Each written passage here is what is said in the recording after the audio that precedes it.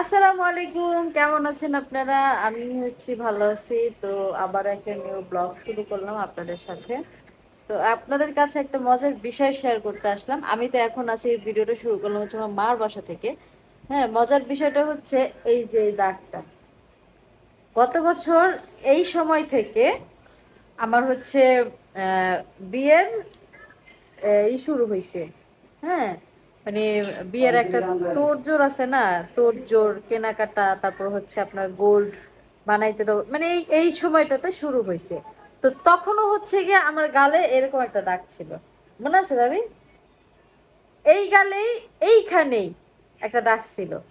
আবার এখনো এই বছরেও মানে এই গালেই এইখানেই এই দাগটা আছে। মানে এই দাগটা দেখে গিয়ে আমার মানে মনে হইলো যে একটু আপনাদের সাথে শেয়ার করি, যে গত বছরও আমি যখন শপিং এ যাই বিয়ের কেনাকাটা করতে, তখন এই জায়গায় মনে হইতেছিল যে একটা তিলা হইছে, এই সেই মানে একটা অন্যরকম একটা অবস্থা ছিল। আর এইবারও সেই একই অবস্থা, কিন্তু এইবার কিন্তু কোনো বিয়ের শপিং টপিং কিছু নাই। এবার জাস্ট আমাদের নিজেদের গিয়া কাজকর্মগুলাই আমরা আপনাদের সাথে শেয়ার করি। তো দেখতে দেখতে একটা বছর চলে গেল, মানে কিছুদিন পরেই একটা বছর হয়ে যাবে। আর একটা মাস আছে শুধু, তাহলেই এক বছর হয়ে যাবে। তো এই বাসায় আসছি, মার বাসায়। তো মার বাসায় প্রতি শুক্রবারে গরুর মাংস রান্না করা হয়, বাট এই এই শুক্রবারে আমার ভাইয়া গরুর মাংস রান্না করতেছে না। ভাই মুরগি রান্না করতেছে। সেটাও গিয়া বুনা বুনা, বুনা বুনা না, জল ইয়া ঝোল ঝোল। আচ্ছা, ভাইয়া রান্না করে না, সরি, ভাইয়া জাস্ট বাজার করে আনছে, রান্না করতেছে ভাবি। হ্যাঁ, রান্না করতেছে ভাবি। আর এই, ও সরি, আমার ভাইয়া পরে রান্না ওই যে কি জানি নাম ওই নায়কটার, তার মতন বডি বিল্ডার হইয়া দাঁড়াই রয়েছে আর কি। আমরা দেখাইতে পারলাম না, সে খালি গায়ে দাঁড়াই আছে। আর সামনে আমার ভাবি কাজ করতেছে, একটু দেখাই আপনার। এই যে আমার ভাবি, ভাবিকে সুন্দর লাগতেছে এই ড্রেসটাতে পরলে, ভাবির অনেক ভালো লাগে, ভাবির সুন্দর লাগতেছে। আর ভাবি হলো ওই যে এখন পোশাক বাঁচতেছে, পোশাক দিয়ে চিংড়ি মাছ দিয়ে রান্না করবে। আর আমাদের শারিফা আসক্ত, অ্যাডিক্টেড হয়ে গেছে সে মোবাইলে, মোবাইলে আসক্ত। আর সারাফত তার দাদির সাথে হসপিটালে চলে গেছে। সে হসপিটালে যাওয়ার জন্য সে কি বায়না, আগে থাকতে বাইরে যে দাঁড়াই রয়েছে, দাদির লোক হসপিটালে যাইবো, নতুন জামা নতুন প্যান্ট পরছে। মা বলে 2 সপ্তাহ আগে কইছে শুক্রবার দিন নিয়ে যাবো, এর লেগে আর মনে আছে আজকে শুক্রবার গোসল করে আগেই রেডি। না না, বিকেল ডিউটি সময় নিয়ে যাবো, রাস্তা থেকে বিকেল ডিউটি বুঝে গেছে। কি লিখে অনেক তো বানা আছে না, কি বানা? ওই পেয়ারা কিনবো, হয়তো আম কিনবো, ঠিক আছে। আর আমার ওদিনকে 3টা মানুষ দেখলাম, এখানে একটা পিস্তল কিনে দিলাম, তারে কয় তুমি কিপটা। এটাই আর কিছু কিনা না দিলে যে কিপটা কয়, এটা ও জানে। আর এসব তো গরু গোসানি নাই, পরিস্থিতি অনেক খারাপ, টেয়া নাই রেখে। আরে তুই যেটা দাম মুরগি কিনছো, ওইটা দাই গরুর মাংস দিত। কয়টা নিছে এটা মুরগি? মুরগি নিছে 600 টাকা। তাহলে আর 200 টাকা বলে মুরগি, এখন 200 টাকা তো আগে থাকতো। তো 2000 দিন আর আরেকজন আমার 500 নিতে হয়েছে।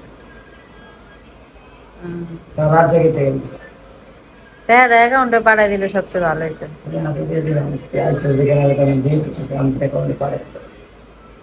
শিখবি, ইয়ে আছে না, এই যে রিয়াদ, রিয়াদ আমার কইতেছে আন্টি আপনি তো অনেক ফাস্ট, বিলাল মামা অনেক স্লো। বিলাল মামা বিকাশে পাঠাইতো, সেটা আবার আমার অ্যাকাউন্টে ঢুকানো লাগতো, তারপরে যাইয়া গিয়া এই করা লাগতো। পরে আমি বললাম যে না, আমি আবার ওই অ্যাপটা একটু চালাইতে পারি, অত নলেজ আছে। আমি কিছু করে পারি না, ওরা সব পারে।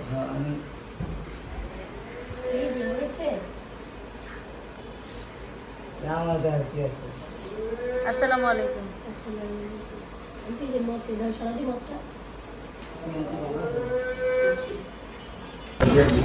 তো গেছিলাম তো মার বাসায়, সবাই দেখছেন। ওইখান থেকে গিয়ে চলে আসলাম, কারণ হলো আমাকে থানা থেকে একটু ফোন দিছে, কামরাঙ্গীরচর থানা থেকে ফোন দিছে। আপনাদের ভাইয়ার নামে গিয়ে যে ইয়েটা ছিল, সেটার ব্যাপারে কি যেন একটু কাজ আছে বললো, সেটার জন্য যাইতে বলছে। সবকিছু সেই দিনই সমাধান করে দিয়ে আসছিলাম। তো আজকে নাকি বললো কোথায় কোন সাইন করতে হবে না কি করতে হবে, তো সেটার জন্য হলো আজকে আবার যাওয়া লাগবে। তো যাই হোক, যাই দেখি যে আসলে এখানে কি কাজ আছে। আর মাও নাই, সারাফাত নাই, আর একা একা ভালোও লাগে না। মার বাসায় মা না থাকলে কখনোই ভালো লাগে না। তো সেজন্য হচ্ছে গিয়ে চলে যেতেছি। আসসালামু আলাইকুম, আমি হচ্ছে গিয়ে বাসায় চলে আসছি। তো বাসায় আসার পরে হচ্ছে ভাবলাম আপনাদের সাথে আমার সাথে যে মানে বিষয়গুলো হয়েছে বা আমি যেটা ফেস করলাম সেই বিষয়গুলো আপনাদের সাথে একটু শেয়ার করি। আমি গল্প করি আর কি, গল্প করার জন্য মূলত ক্যামেরার সামনে আসা। গল্পটা খুব ইন্টারেস্টিং। সেটা হচ্ছে আমি থানায় গেলাম। থানায় যাওয়ার পরে যেটা হয়েছে, থানার লোক আমাকে কেন ডাকছে, কারণ হচ্ছে আমি যে মামলাটার হচ্ছে গিয়ে মীমাংসা করছি সেইটার মানে অন্য যে ক্লায়েন্টরা থাকে যারা হচ্ছে গিয়া থানায় মামলা টামলা করে, তারা মীমাংসা করতে গেলে তারা একটা বড় হিউজ অ্যামাউন্ট নেয়। হ্যাঁ, তো এখন আমার কাছ থেকে হচ্ছে তারা কোনো অ্যামাউন্ট নেয় নাই বা নিতে পারে নাই, যেটাই হোক। সেটা অবশ্য একটা রিজন আছে, কারণ আমি সোশ্যাল মিডিয়াতে কাজ করি, যার জন্য হচ্ছে তারা আমার কাছ থেকে কোনো পেমেন্ট নেয় নাই। এখন অন্যান্য লোকদের কাছ থেকে তারা নেয়, সেটা হোক গরিব হোক বড় লোক, মানে নেয়। এখন আমার হচ্ছে মামলাটা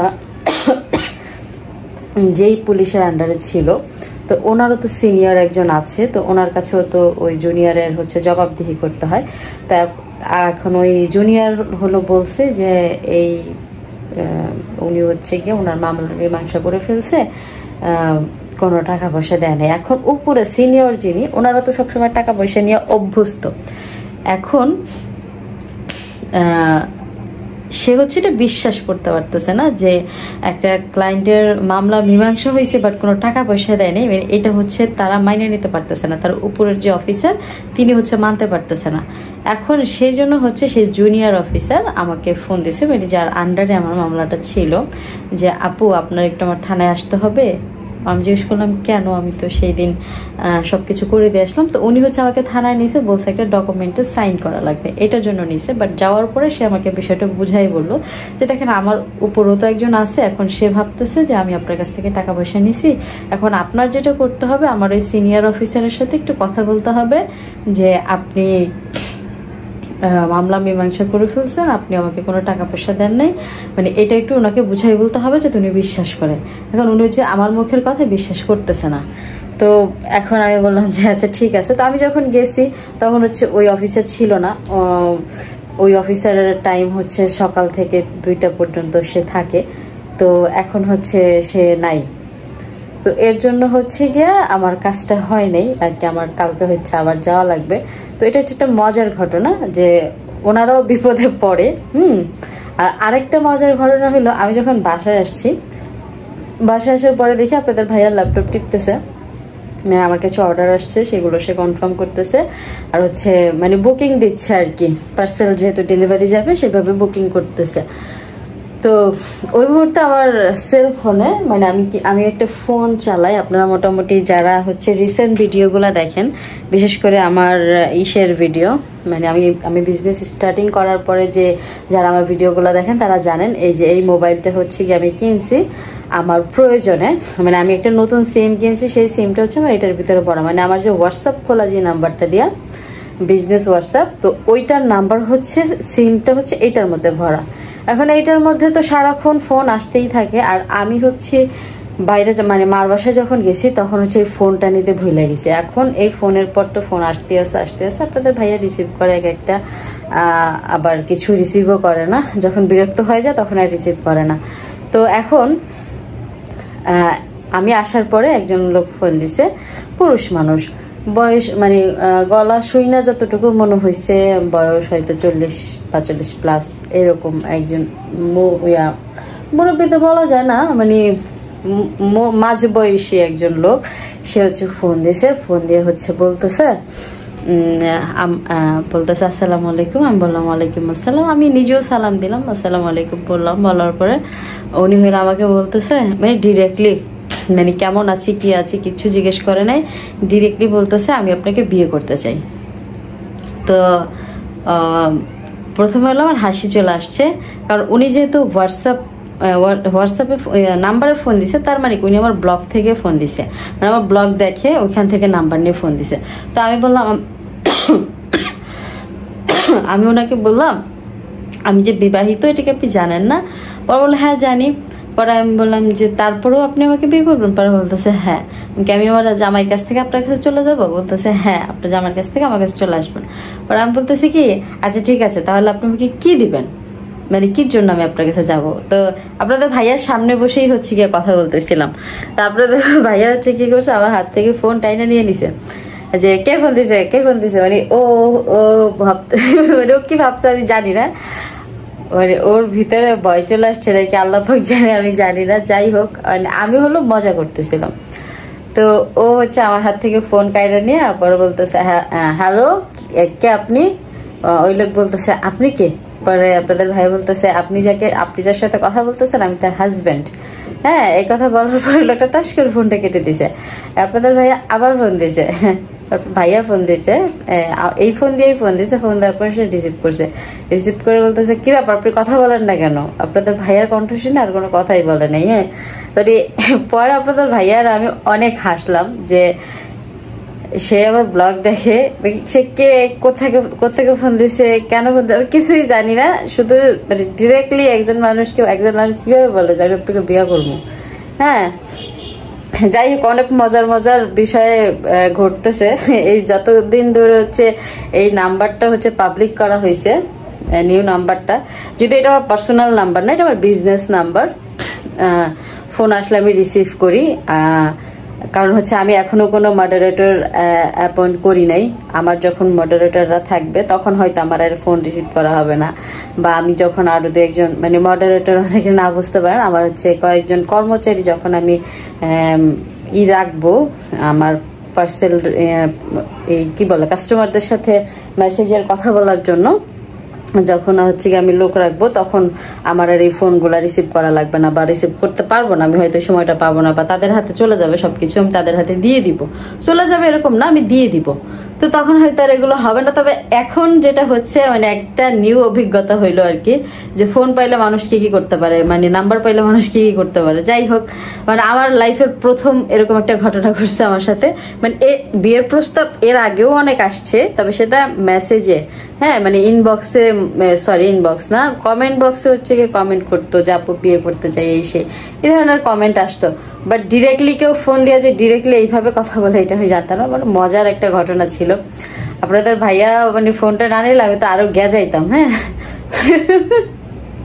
যাই হোক, আমার কাছে অনেক হাস্যকর লাগছে বিষয়টা, সেজন্য আপনাদের সাথে শেয়ার করলাম। কার কাছে কেমন লাগছে অবশ্যই বলবেন। আর সবাই হচ্ছে গিয়া দোয়া করবেন আমার বিজনেসটার জন্য, যাতে বিজনেসটা আস্তে আস্তে করে ডেভেলপ হয়। আর আমি অনেক চেষ্টা করতেছি, অনেক জায়গায় হচ্ছে গিয়া খোঁজ লাগাইছি, যেখান থেকে আমি একদম একটা মিনিমাম দামে আপনাদেরকে ড্রেস দিতে পারবো, আর সেটার কোয়ালিটিটা যেন অবশ্যই ভালো হয়।